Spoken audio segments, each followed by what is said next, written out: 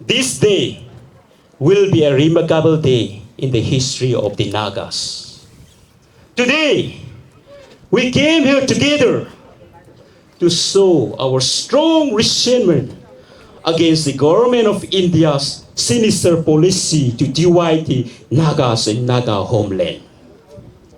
We will never accept any divide and rule policy of the government of India to further divide the Nagas and Naga homeland. We will strongly oppose it because our future will be decided by Nagas alone.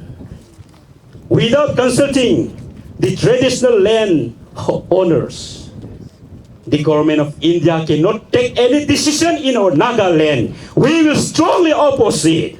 So dear Nagas, we will stand up. We will raise our voice. We will stand till our last breath. Because we are here for the people, for the land, and for the history.